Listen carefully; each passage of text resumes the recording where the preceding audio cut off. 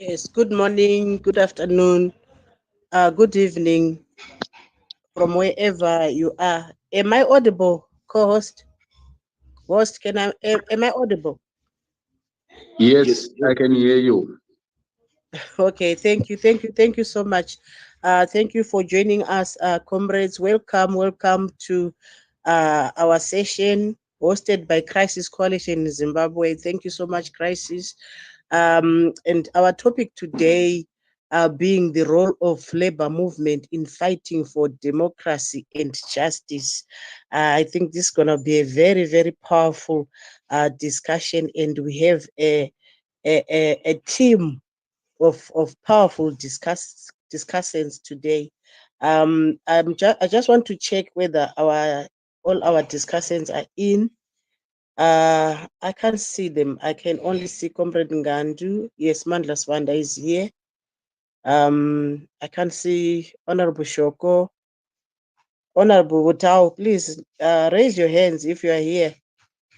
Um, anyway, I think our first speaker is here, so we can continue. I don't know whether Comrade Mtasa, you have any opening remarks before we start.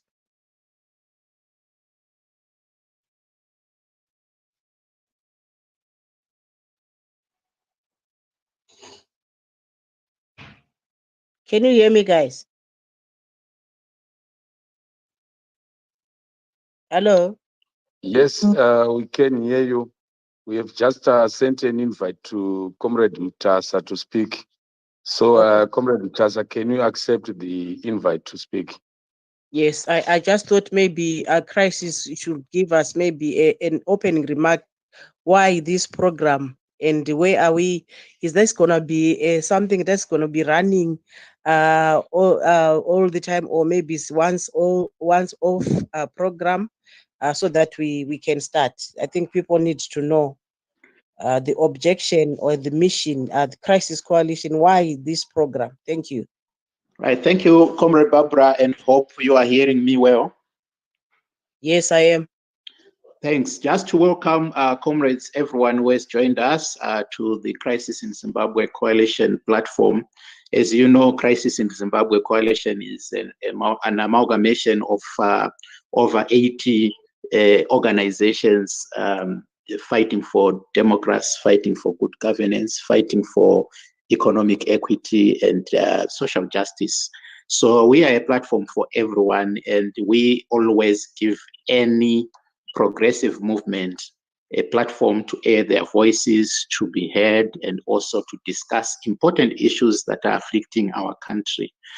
We wish to point out that at Crisis in Zimbabwe Coalition, we believe that we've got a crisis of governance, that has gone on for many decades, and it can only be resolved by citizens of the country coming together, firstly by having such discourses, discussing and organizing and mobilizing each other to have progressive change.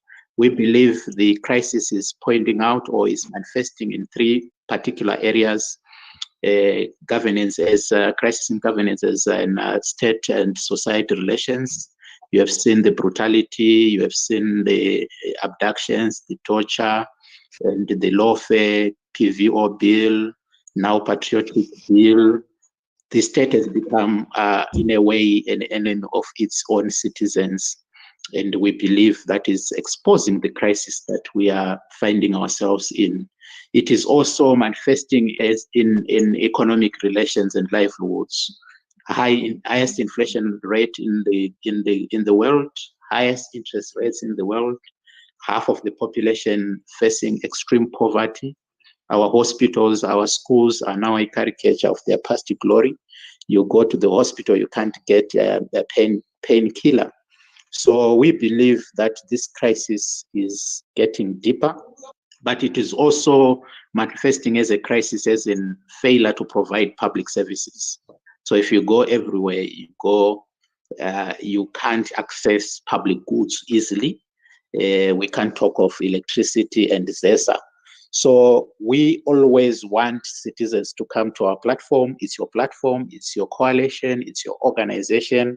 What we simply do is to amplify voices. So to answer to the question that you raised, whether this is going to be continuing, it is up to the labor movements. It is up to the labor caucus in politics, whether they want to continue to access our platform.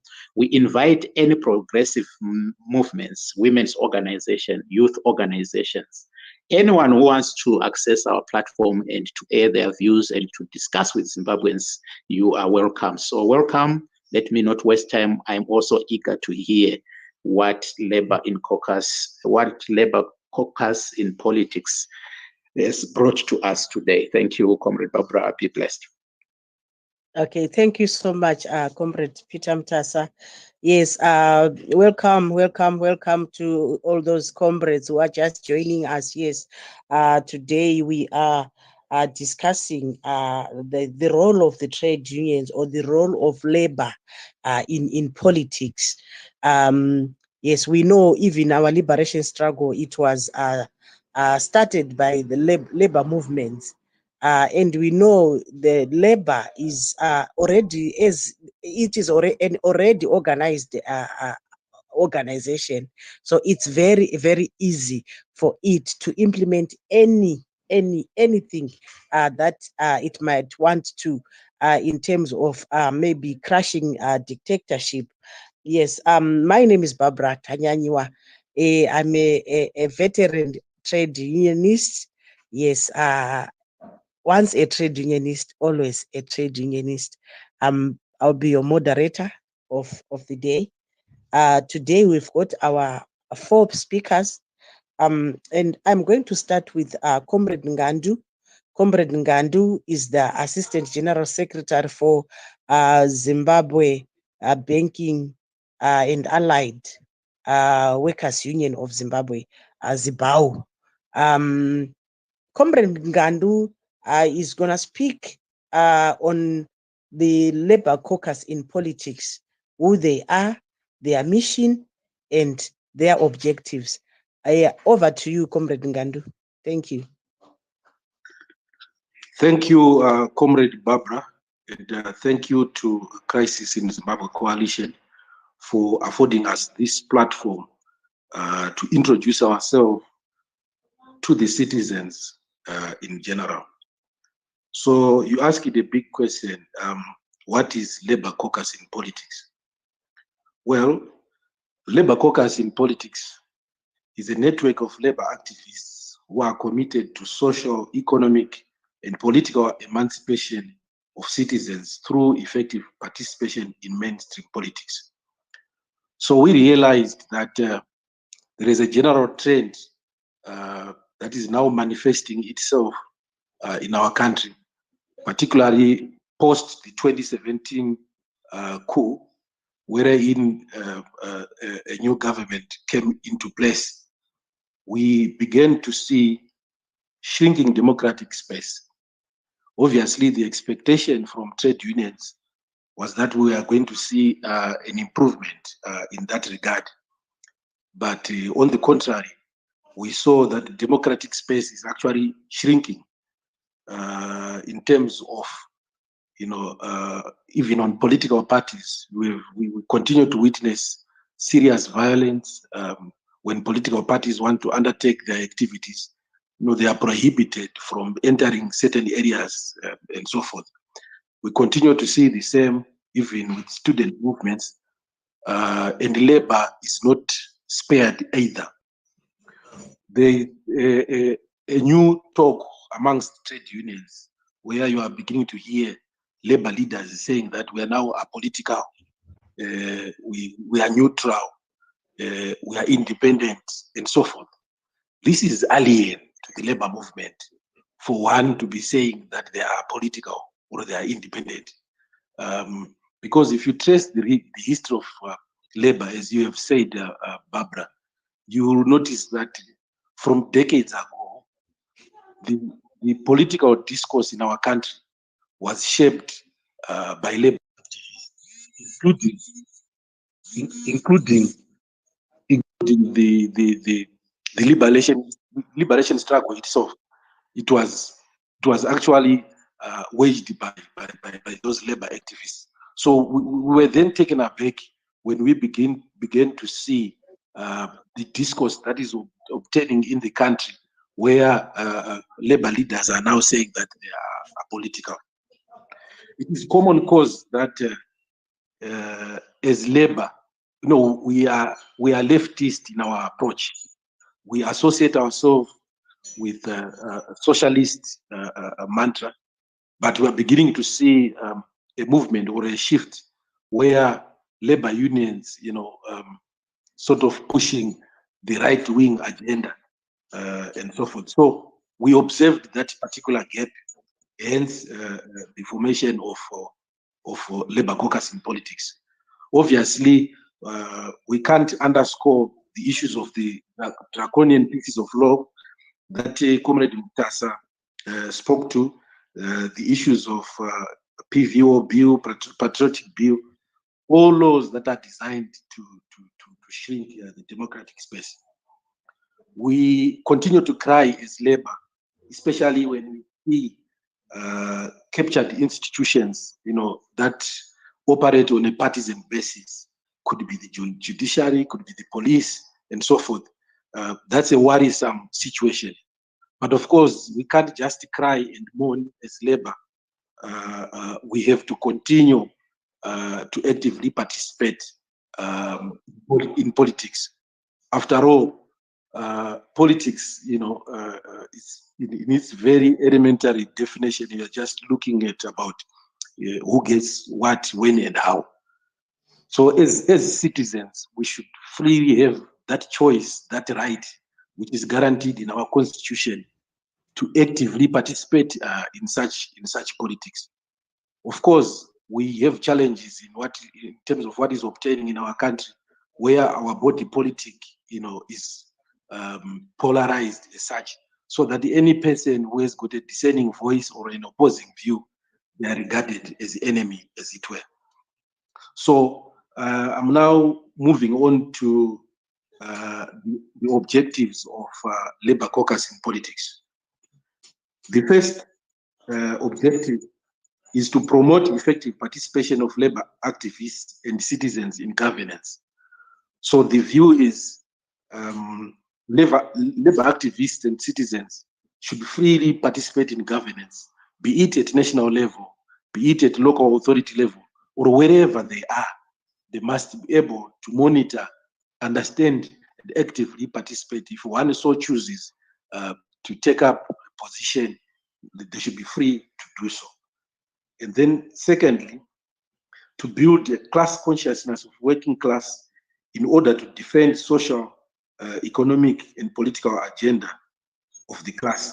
So like I've said, that there is a problem in terms of our working class, wherein we are just being blown left, right, center in terms of whosoever comes with their own ideology, but that goes against the leftist sort of ideology. So we need to build that class consciousness for the working class, so that they can be able to defend the working class agenda. The third objective is to build the political power of the working class for advancing the political interests of the class and the broader society. As already been said, we belong to the proletariat, to the downtrodden, and we have got the numbers, we've got the masses, but we then need to build power within that particular class. Fourthly, depending on material times that may obtain, the labor caucus in politics is free to support any political party or to take any agreed political position, or even form a political party if they so wish. But like I've said, this depends on material conditions that we obtain from time to time. Fifthly, labor caucus in politics is there to fight for pro-poor, inclusive, human-centered governance system on its own or through building alliances like-minded progressive movements. As I've said, that the PVO bill and other bills are designed to shrink democratic space. So there is need for labor and other like-minded organizations to coalesce together and fight for our space. Nothing for us without us. So we need to actively participate in that regard. The sixth objective, we need to occupy any political space in defense of the interests and rights of citizens in Zimbabwe. As you would see and notice that constantly there are spaces that are now just opening up. Quite recently, you saw new outfits that are coming up, teachers for ED, apostolate for ED, health workers for ED, and everything else, for ED. That shows that there are certain spaces that are there that are not fully occupied. Worse still, when you see that for labor, we've got trade unions that are operating there, but you have these outfits that are mushrooming, coming in to take away our membership, as it were. And, so that shows that there is that particular space. So Labour Caucus in Politics is coming in to occupy any such space in defense of its rights and interests of citizens in Zimbabwe. The seventh objective is to identify, capacitate, and support trade union cadres who are committed to the working class ideology. As already been alluded earlier, we have witnessed a number of political icons that emerged from the working class struggle. So we need to continue in that particular trajectory, continue in identifying such talents, continue in identifying such comrades, but also support them when we have identified, their commitment to the working class ideology. The eighth point is to organize and maintain a powerful, effective, democratic, and independent labor caucus network in Zimbabwe. So we want it to be independent and to continue to be in existence in defense of labor activists who are there, so that they continue to freely participate in all spaces that may be there. And point number 9 is to promote and advance, protect the interests against all forms of discrimination, exploitation, and abuse by capitalists and government. There is no doubt, comrades, that we are under siege, as the working class, because the corporates or the capitalists and the government are teaming up, to exploit us, to deny us our rights, to deny us, including even collective bargaining rights within the institutions where we're coming from, wherein including when it comes to sharing the profits or to sharing the cake, workers are being exploited. As we can be seen right now, workers are still earning salaries in RTGS when the whole economy has been dollarized. You see that businesses are able to push their agenda and are allowed to charge their goods and services in US dollars. Government is on record as setting all its services in US dollars, including passports, toll fees, you name it.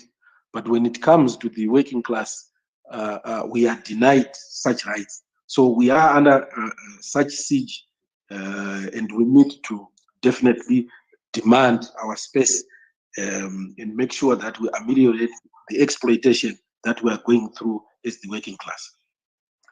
The 10th objective is to fight for political power on behalf of the working class through mobilizing working people for political action.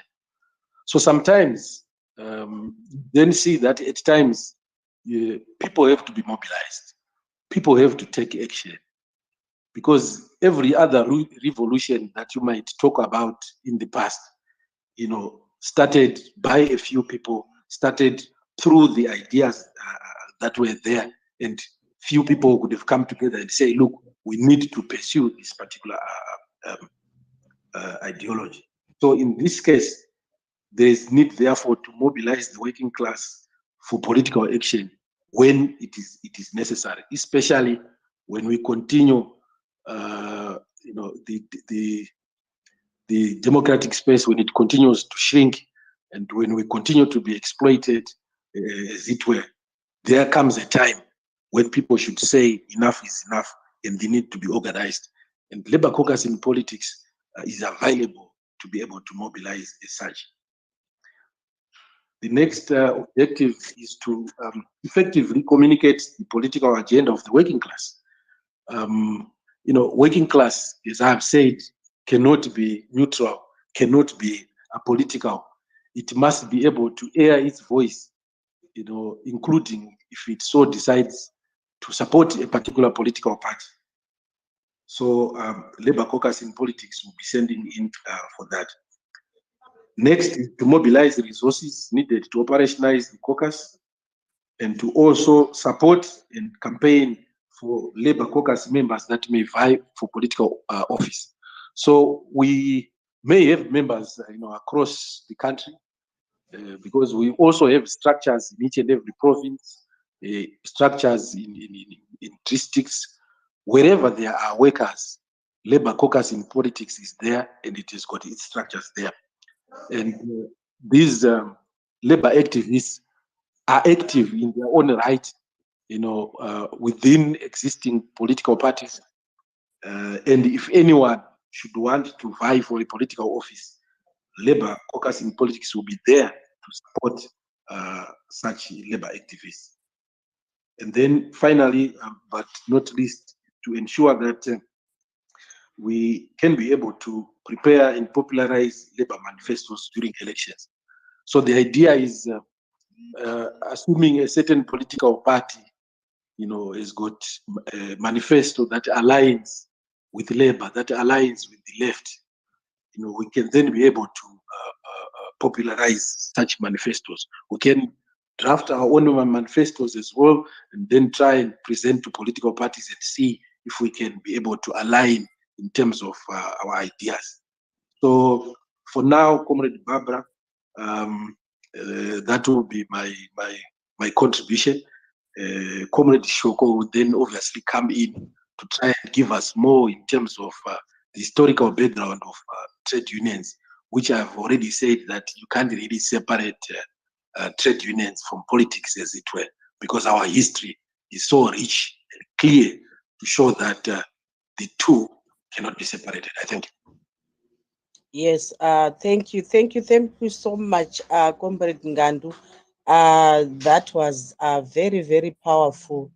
I just want, before Comrade Shoko comes in, I just want to read this quotation from the former president of ZCTU, Comrade Love Matombo, in 2008. He said, trade unions currently remain the most significant civic society organization able to stand up to the authoritarian regime in Zimbabwe, which has seen the labor movement as a threat because of its wide international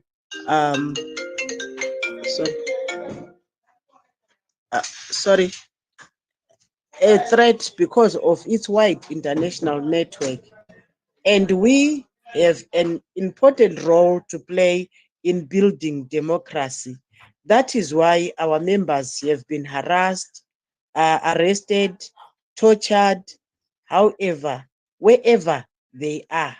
So this statement was written it was said in 2008.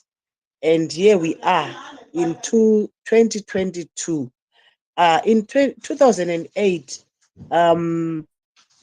it was Zimbabwe was under Robert Mugabe's dictatorship. Now we have another dictator in the form of Emerson Mnangagwa.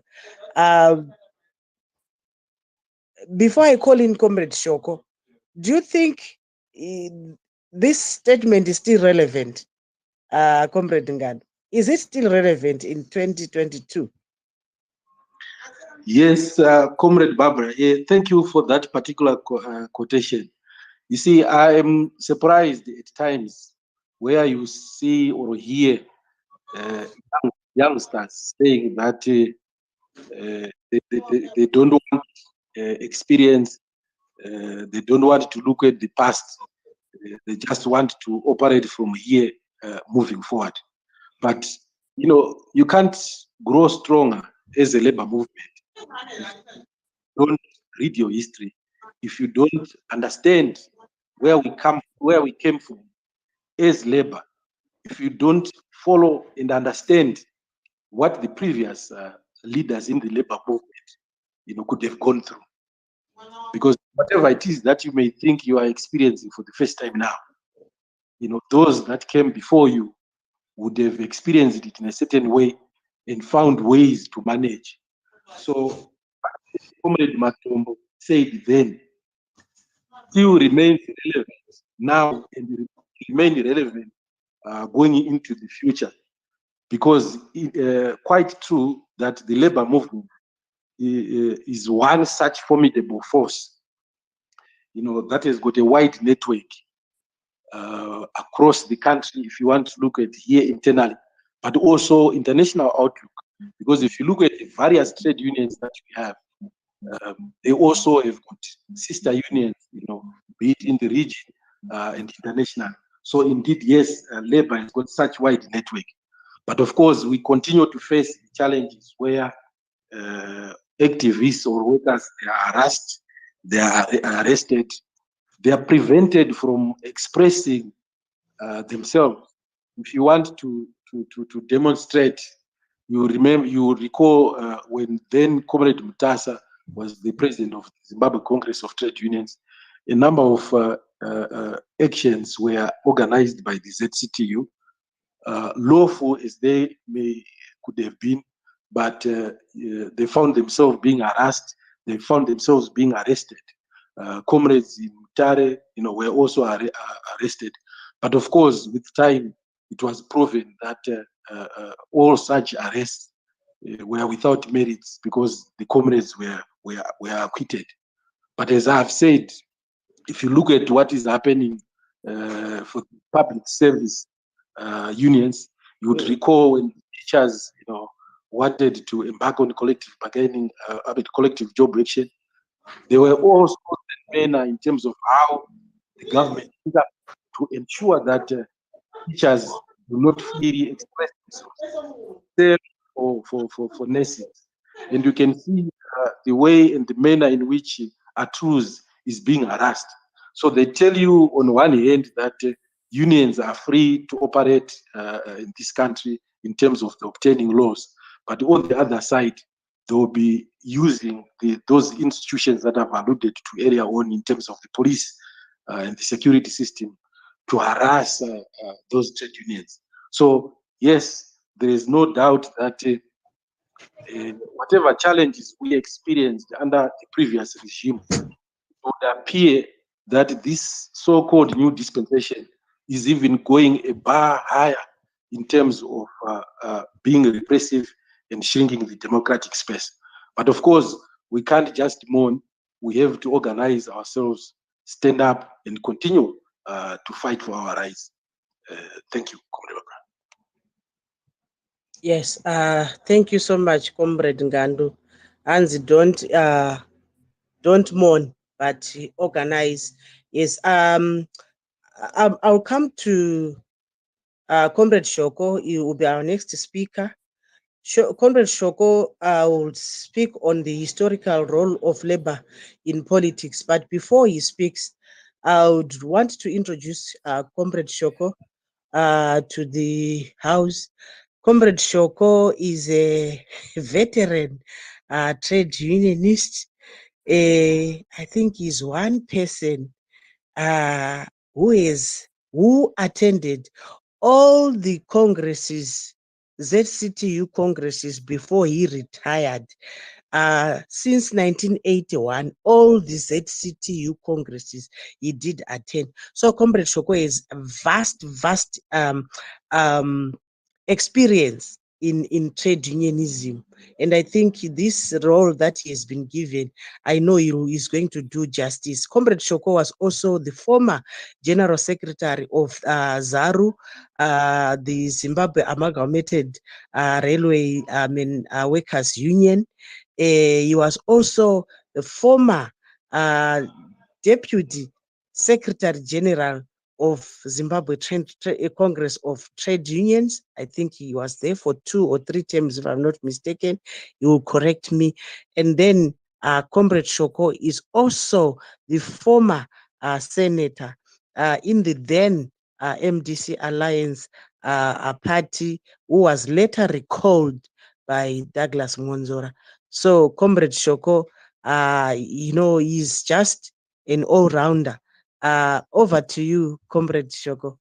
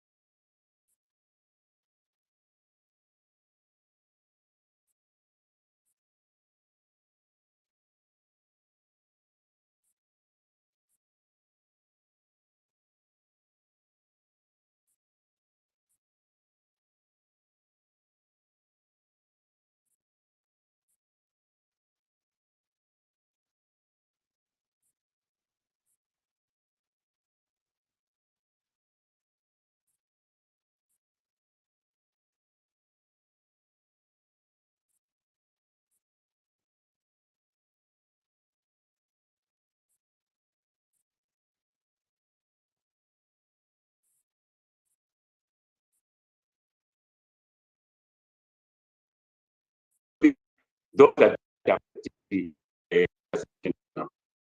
so it is with people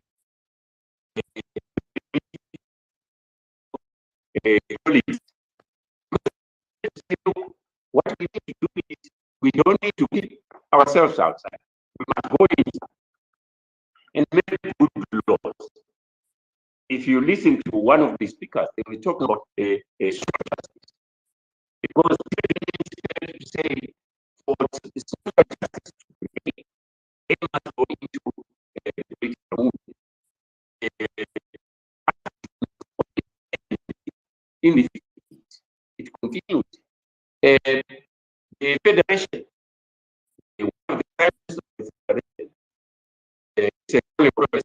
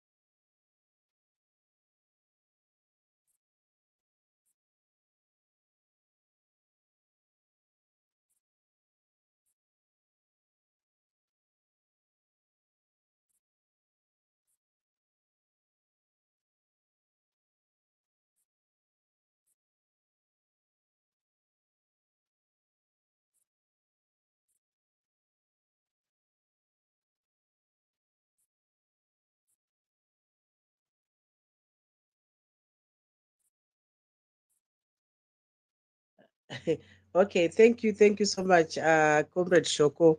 I may not, were you done or you wanted maybe some 3 or 5 minutes?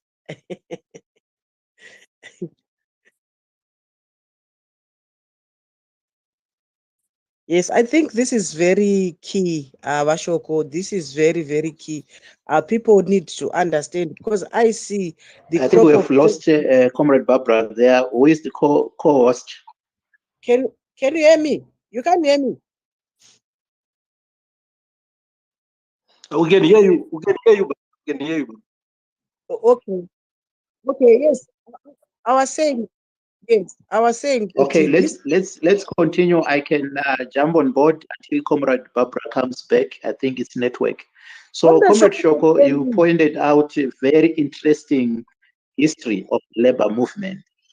And when you touched on the massive strike of 1948, would you recall whether the demands were only workplace or whether the trade union movement had started broadening up its agenda to include the broader societal issues like the colonial settlement and land tenure issues, and also other colonial laws that were impeding freedom of association and freedom of movement?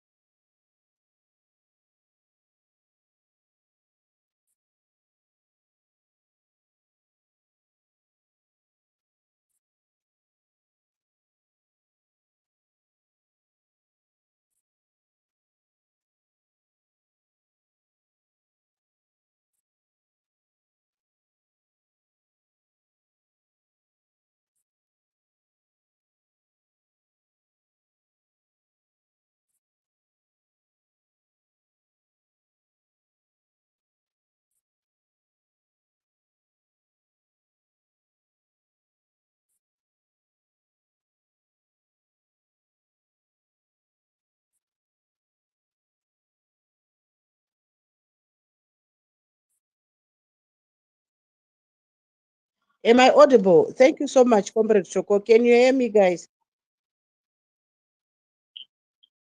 Yes, thank you so much for that history, the trade unionism history. Like I said before, this is very, very important because the crop of the trade unions that we're having today, they don't have such institutional memory about trade unionism. That's the reason why we are seeing most people saying we are apolitical, we don't do politics, and yet um, politics is what defines us. as workers, as a people. So trade unions will remain an important tool to fight a dictatorship where there's dictatorship, because they are already organized, like I said before. Thank you so much, Washoko. We now move on to the lady of today, our lady there, Comrade Butau. Comrade Butau, Rebecca Butau, is going to give us the path of women in politics, the challenges, etc., etc. Comrade Butau is a veteran trade unionist, a woman activist. She's also a leader in the trade union based in the Midlands. I don't know whether you are still there in the Midlands, Comrade Butau. Ndakakusiya muri ku Midlands. Yes, can you please come in, Comrade, and tell us the role of women in politics, the role of trade unionist women in politics. What have you got to say, Comrade? Over to you.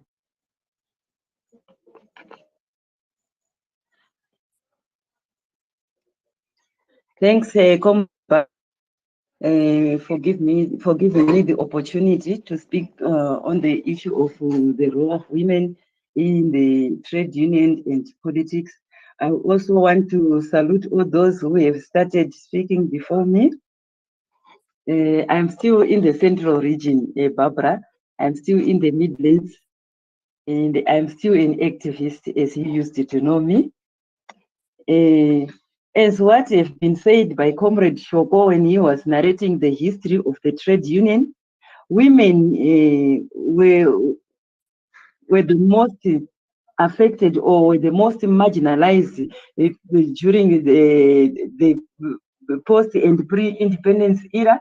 We are not regarded as women, were regarded as minors. We did not have the rights.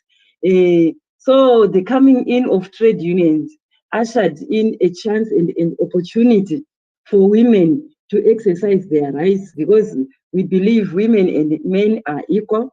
So in terms of in the political sphere, we believe women, they played a critical role during the colonial era. When Zimbabwe got to war, we're the ones cooking for the guerrillas, Wanamkomas and everything, doing all those duties, but we were not being given the chance or the opportunity to take leadership roles within the political arena, but we can do it as women. So our role and our coming in as women activists in the trade union is that we impart knowledge to other women so that they should not sit down or they should not feel threatened or oppressed by these men, so that they can be hesitant to take influential positions, be it in the trade union movement or in politics. We believe that if you teach a woman, you've taught a nation, because looking at even the biological responsibilities of a woman, we give birth to children, we teach them when they grow up to be men, to be women, and to be whom they are. So we believe that by virtue of being such type of a creature, we have the capacity to lead. We have the capacity to be good leaders. So as women, our main role is that we encourage other women to stand up and speak for ourselves, because if we don't speak and if we remain silent, we won't achieve. And we can make it. Even if we want to turn around this country of Zimbabwe, women should take the lead. Without women, there's nothing that can materialize. So women, they play a pivotal role in whatever aspect, especially in the trade union movement. We used to have a vibrant leaders in the trade union movement when this issue of trade unionism started. We don't know where we went wrong. We don't know where we lost. What we want is women who cannot be influenced by anything, be it material or whatever, so that they leave their focus and go to do something which is different from what we want as women. So we want women who are strong, women who can stand the firm on their position. Because with women we can make it, and with women we can get far. Even if you look in the history of corruption of this country, most people who are convicted of these issues are men as compared to women. When you find a woman in such circumstances, it's because of influence by the other partners of the opposite sex. So we believe if we capacitate women, we can get far, even as a trade union movement, even in the political arena. Look, when we get into campaignings of higher positions, we are used as women to lift men to higher positions. But when we seek the same offices, we are regarded as incapacitated, as not being fit or not being strong to fit in those positions. But women can do it. And I am sure, and I am very confident that women can do it. So we want strong women. So our role as activists in the trade union movement is to keep on conscientizing and upgrading other women so that we increase our voice as women. We should do away with the patriarchal system, which regards us as object for the kitchen and object for childbearing. We are mothers of the nation. We are the backbone of the nation. And without a woman, a home is not a home. That's what I know. So in the labor movement, we want strong women who cannot be diverted by anything, be it material or whatsoever. And being an activist, I know what I'm talking about. You might be threatened, or you might be brushed or painted with what type of a brush, but we need to stand firm and claim our space as women. We can make it. We constitute 52%, if I'm not mistaken, of the total population of the country. But when we come to high positions in this organization, be it a trade union where we claim ourselves to be human rights defenders, where we claim ourselves to be champions of democracy, we have less women in these positions. For a good example, from the labor movement, how many women do we have in the leadership at the national level? We have got only one, who is the president, and the rest are men. So we can do it, because if she's the only one at the helm without other women supporting her, she can't even make it. We cannot even notice her strength in that position, because he's surrounded by people who are not of the same sex with her, who can influence her the other direction, because they don't understand the nature of women, the role of women, and what we go through as women. Because women, we are managers at our houses. We manage everything. We manage those salaries which are not even enough, but we make ends meet and get to the end of the month providing for the children. So as women, we can make it. Look at the national politics. Women were being used to campaign for these men to get to higher positions. When they get there, they forget us. And they start labeling us. They start calling us names, prostitutes, whatever. But we are the ones who had campaigned for them to be in those positions. So we want a change of things whereby we have women at the helm and women doing it. We know women can do it. And we want men who are supportive to women. If a woman can manage to give birth to a child, teach a child how to walk, teach a child how to eat, teach a child how to behave, and how to be a grown-up man, how to be a grown-up woman, I think something must be done to promote equality. We are equal. If we look at the history, which has been alluded to by my learned colleague, Comrade Shoko, women, when we are in employment, women were paid less as compared to male counterparts, because we have been regarded as having no responsibilities of taking care of the family. But look, the current situation on the ground. Who is taking care of the family in a marriage setup? It's the woman. The woman knows how to do it, how to make ends meet, how to put things in place. So we want women at the helm, be it at politics, we want to achieve 50-50, like the campaign slogan which we have and which we used to have before, that count us in, don't count on us as women. We are also human beings. We have got equal strength and we have got equal visions, whatever we've got equal. So don't regard us as the other party. Regard us as part of you, because we are equal. Women should be given the opportunity, should be given the chance. And we are saying also no to gender-based violence. We do everything for these counterparts of ours, but they bash us in the homes. They are now abusing the girl child. There are a number of issues happening to the girl child, which will also diminish the status of a woman. We want a woman to be given the rightful place and the rightful opportunity, the rightful status and the rightful recognition, because a woman and a man, there's no difference. We are all equal species. So I think in a nutshell, that's what I can say, the role of a woman. We play a pivotal role. We were cooking for Anam Jibas during the war, and when it came to ceasefire, we were forgotten. We campaign for them, they ride to the higher positions in whatever institution we can name it, be it a labor movement, be it the political arena, even in the church. But women, we are at the end, we find ourselves at the receiving end. We are regarded as useless or not helpful, but yet we are the ones who are holding the thrones. We are ones who are holding the spears. For example, if we have a family setup, the father passes on, the children will grow peacefully and happily. But in a setup where the mother goes first, it's haywire. The children will suffer, will grow up being street kids, will grow up without care and without education. So to me, women, we play a pivotal role, and we are a critical species in whatever arena. So we should be regarded as a useful creature, as important, as equal to our male counterparts. So we say we need to promote gender equality. We say no to gender-based violence, no to abuse of the girl child. They are also human beings. They also have a life to live. Thank you.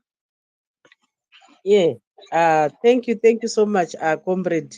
And Penga Mzimai Penga.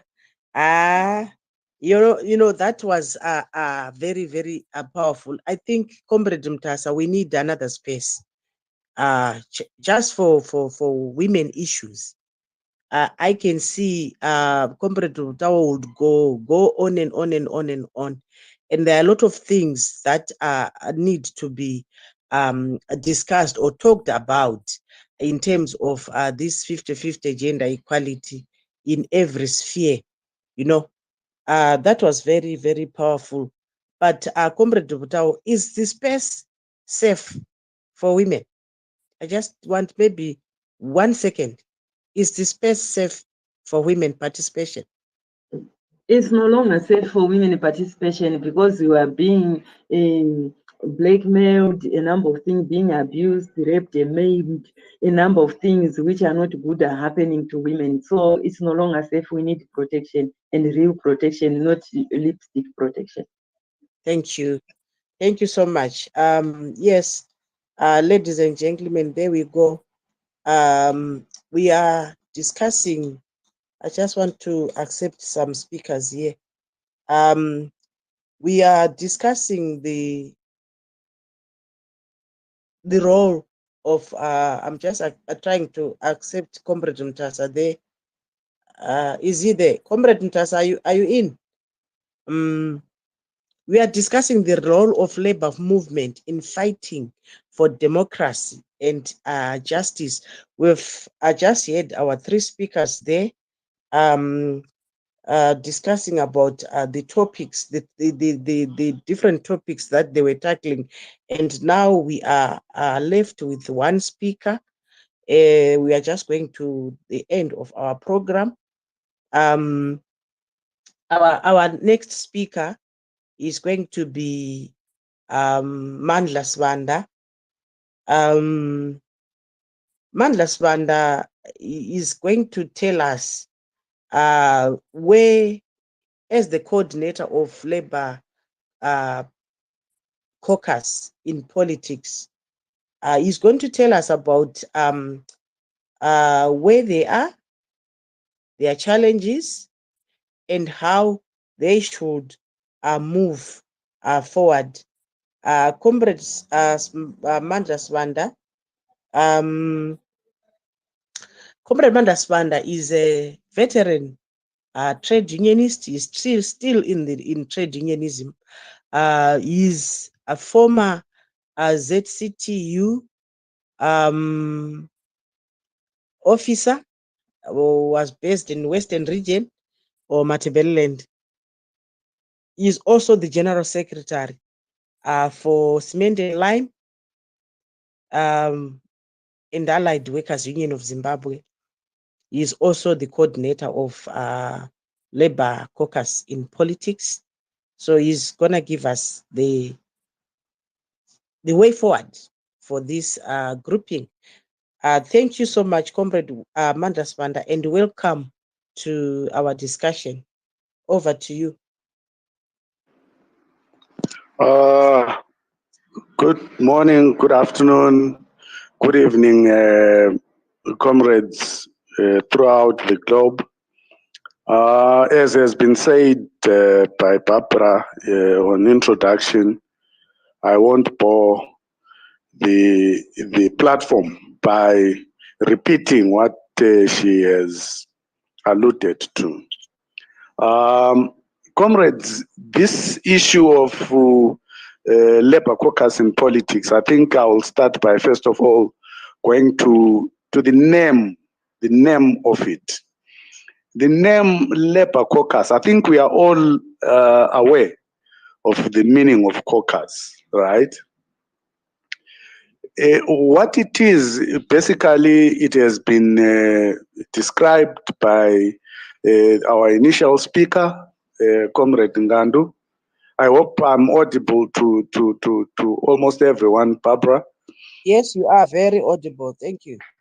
Thank you. He alluded to the fact that we are a movement that is formed to advance the social, economic, and political justice within the current political atmosphere. As a caucus, we are within the labor movement in Zimbabwe. I think that needs to be understood, that we are a caucus within the labor movement, a caucus that would want to emphasize on the importance of involvement in decision making that basically affects our freedoms, our rights, socially, economically, and politically. So what we are here for basically is to make sure that people are aware of the fact that the plight of the working class in Zimbabwe is decided at a political platform. If the workers of Zimbabwe were to be living like the workers in any other developed country, it all starts from the governance of the politics within that setup. Now, what are we saying? We are saying we are short of that political space nationally as Zimbabweans to fight for those rights as I alluded to at the beginning. Comrade Barbra and the rest of the comrades, I think we are aware of the fact that as trade unions and citizens of Zimbabwe, our freedoms of association, freedoms of speech, freedoms of a lot of other freedoms that are enshrined in the Constitution, we are not able to exercise those freedoms, irrespective of the fact that the Constitution clearly and expressly provides for those freedoms.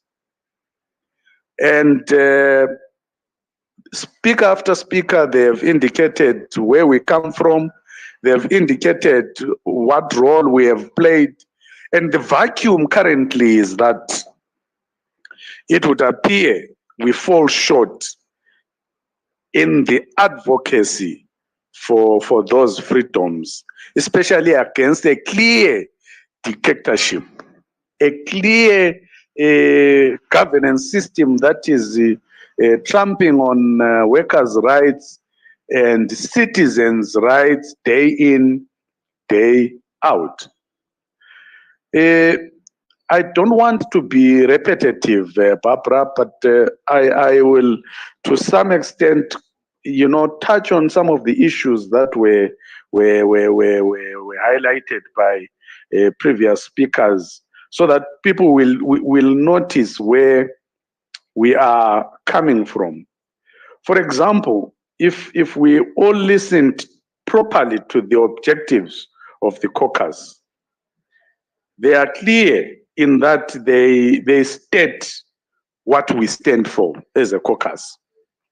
What we stand for as a caucus is to make sure that the poor people of Zimbabwe are accorded proper social, economic, and political democracy and justice. And as such, we want to mobilize the working class in Zimbabwe to be able to exercise those rights without fear and favor. Right. More particularly, we are faced with a situation where we are going for elections in the next few months. And we need to make sure that the working class make a proper choice in terms of who to vote for. Proper choice in terms of the variables that we have referred to. We must make sure that those that we vote for provide us with their manifestos so that we see which manifesto is clearly pro-poor, clearly pro-working class, clearly pro the majority of Zimbabweans. It is common knowledge that Zimbabwe is a very rich economy in terms of natural resources. It was actually once the bread basket of Africa. And that potential is still there. We still are. And we still are managing to produce enough to sustain the needs of the poor in Zimbabwe. But unfortunately, the poor are not benefiting from those resources. Only a few elite are benefiting from those resources. I'm telling you, if you take one or two of the cartel members in this country and look at their personal wealth, they can finance the entire annual budget of the country. That shows how critical our situation is. So as such, we want that to, and obviously that is only that only revolves around the elite, the ruling class. But our ideology is that let's share the resources such that every Zimbabwean affords a decent life. Every Zimbabwean can afford a fair share of the immense resources within the nation. And as such, we want those that go to the political governance of the country to be those that are alive to that fact, to be those that will remember that they are in power because of the poor, because of the vote of the poor. And as such, they must achieve the mandate that is expected from them by the very poor that vote them into those positions. So what are we saying? We are saying we need to be not only advocating, but also to be participating in those decisions. In other words, those that are in those decisions must be aware, and some of them must actually come from the working class, because like Comrade Putau said, there must be nothing for us without us. We must be there when it's done. We must be there when those decisions are made, so that we will be able to control the dynamics at decision-making level. Because if you put one class of people to govern an economy, they will obviously protect their ill-acquired riches, and in so doing, the poor will get poorer. And as the labor caucus in politics, we are saying that must stop, and we have the power to stop it, because we must all understand that the power of those politicians comes from the electorate, and the electorate must be aware of the current setup, and the electorate must be able to then choose the direction in which we are going to go. So as the Labour Caucus in politics, what we are going to do is we are going to, in fact, we are in the process of drawing up a manifesto that we will need to compare with the manifestos of all the other political parties within the political arena. And we are going to align ourselves without fear or favor to those that will be clearly in line with our manifesto. We are also aware of the fact that some of these people may want to have manifestos that they will not fulfill. Fortunately, we have been able to be living within the history of what has happened. Someone was talking about the history. Comrade Shoko actually went into detail regarding issues of history. Right now, so what we are saying is, we will look at the history of who promised what they did not do.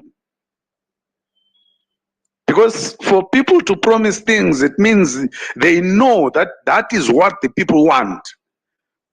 But come implementation, they don't implement what the people want. They actually then teach the people and focus on their personal interests. All those people are not what the people of Zimbabwe want. The people of Zimbabwe and the citizens of Zimbabwe want a leadership that will know where they come from, that will know where their power is derived, that will know how to best cater for the Zimbabweans in line with the variables that we have alluded to before. The variables that all the three speakers have alluded to when we started. And how are we going to do this? How we are going to do this, as I indicated, we are within the labor movement. And we are going to mobilize the working class within the labor movement. We are going to try and educate the working class in terms of how best to exercise their right to vote, how best to protect their vote in the event that they come up as majority, and how best to then govern the country going forward. So, Barbra and the rest of the crew, I think in a nutshell, this is what we envisage to be our way forward. We are going to leave nothing to chance. We are going to make it a point that as we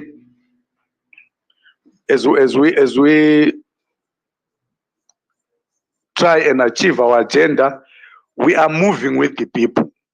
We do what the people want. We consult the people.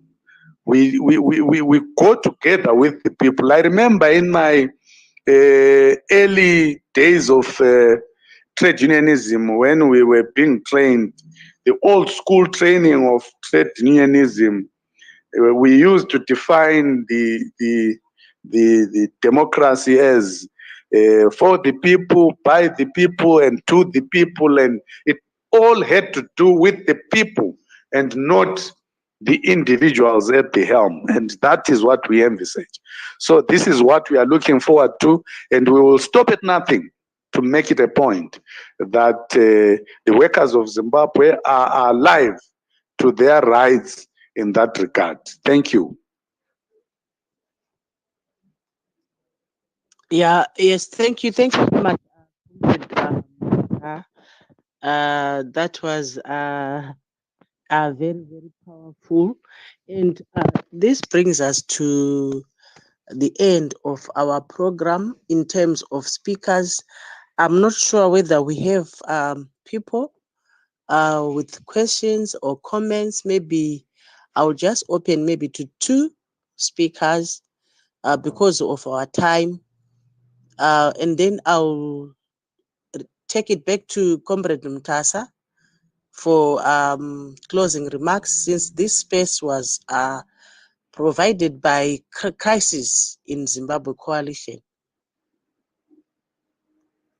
Thank you.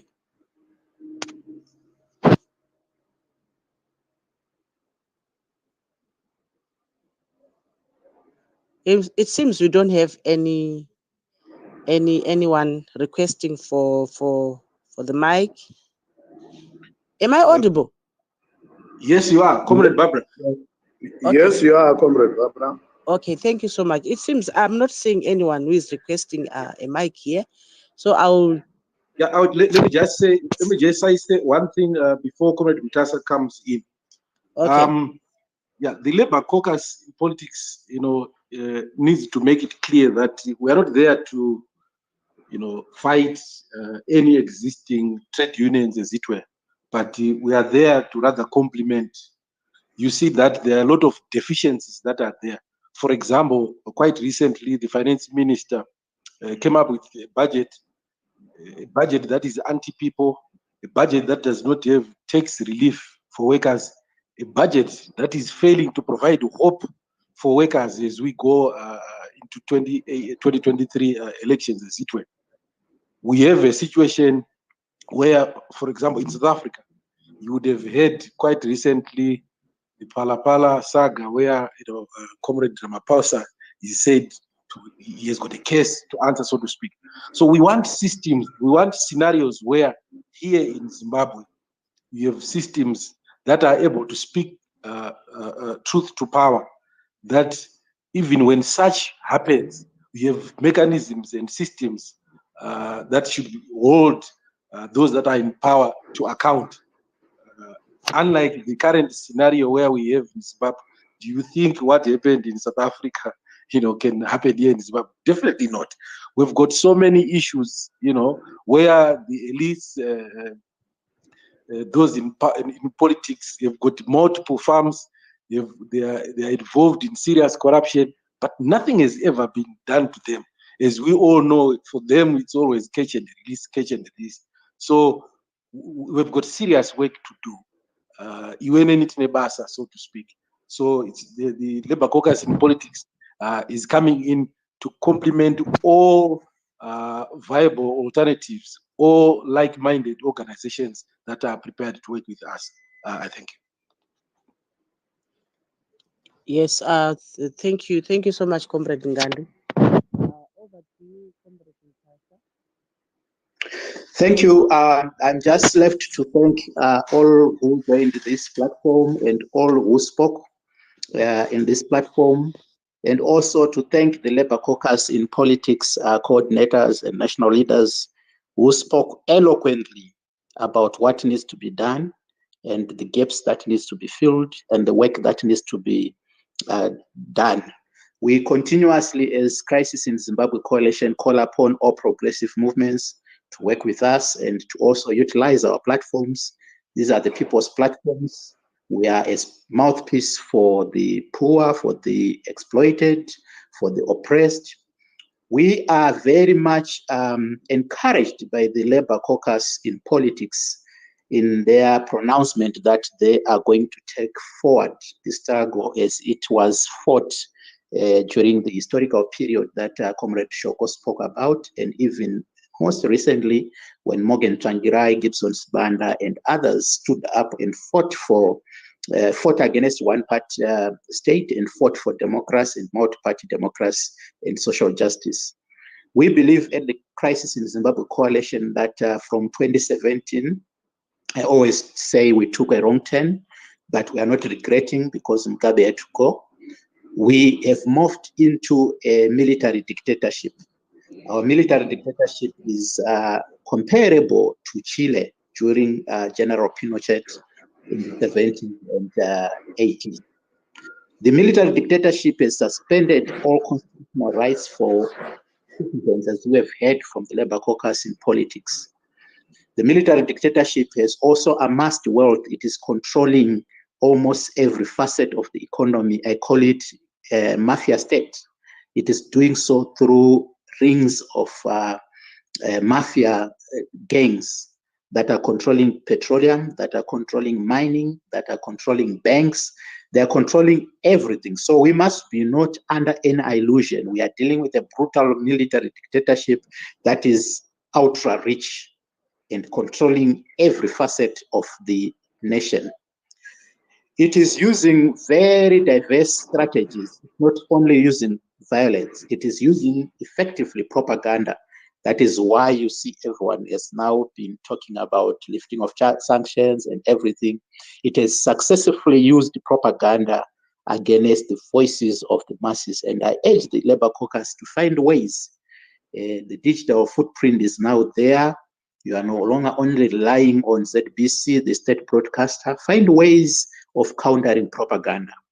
The military regime is also using cooptation. And my prayer is that none of the Labour Caucus leaders and its structures will be co-opted. Comrade Ngande has spoken about the teachers, nurses for ET. It is getting into our class, destroying our class, dividing it, and buying our leaders. And many people have gone. Many organizations are now just empty. Inside, they've gone with the dictatorship. They've become ineffective. The Labour Caucus must guard against cooptation. It is also using censorship. And many people, as you have seen with the coming in of the PVO bill, with the Labour Amendment Bill, with the Health Services Amendment Bill, and now with the Patriotic Bill, where they are trying to force us to have blind patriotism. And we don't want blind patriotism. We need constitutional patriotism or constructive patriotism. They want us to hear no evil, speak no evil, and see no evil. We must resist that. Under a military dictatorship, don't engage in violent means to challenge it. You would have descended into its home ground. We need to have persistent and consistent non-violent resistance, civil resistance. And one way is raising our voice. We must not stop speaking truth to power. And I urge the Labour Caucus in politics not to follow what others are doing, seeing no evil, hearing no evil, and speaking no evil. The regime is also using coercive means, coercion and violence. We've seen heightened political violence. We've seen heightened abductions, torture. It is also using violence, economic violence. It has impoverished everyone except its members. And for you to get out of poverty, it is dangling its party card and party support for people to get market stores, for people to get opportunities in government, and for people to get tenders in government. But we need to understand that it has never been easy to get freedom. Comrade Shoko has dealt with this topic so well, starting with the end of World War II and how trade unions came up together and fought for independence. If we fought for independence against a brutal colonial regime that was supported by very powerful imperialists, how can we fail to get our freedom back against the black bourgeois and the nationalists who have turned rogue? So I just want to end by congratulating the Labour Caucus for your launch and your formation, and hopefully you are going to be very democratic, but minding and balancing democratic tenets with the danger that you are going to face of co-optation. Many are going to come to the Labour Caucus, but very few will be committed for the cause. But those who are going to be committed, let's continue fighting until we get freedom. No dictatorship has lived for long. It may be 20 years, it may be 40 years, it may even be 100 years. But freedom is always tended to come when citizens form a united front and challenge dictatorship, as we witnessed against apartheid. We were growing up, but we were singing Senzenina everywhere. We were singing freedom is going to come everywhere at primary school. And we saw freedom coming to South Africa. We also saw freedom coming to Zimbabwe through the heroic and courageous sacrifice of the working class. Aluta Tanyanyiwa. Thank you, Comrade Barbra, for hosting us, and thank you, Crisis in Zimbabwe Coalition Secretariat, for helping us in launching and hosting this platform. Thank you.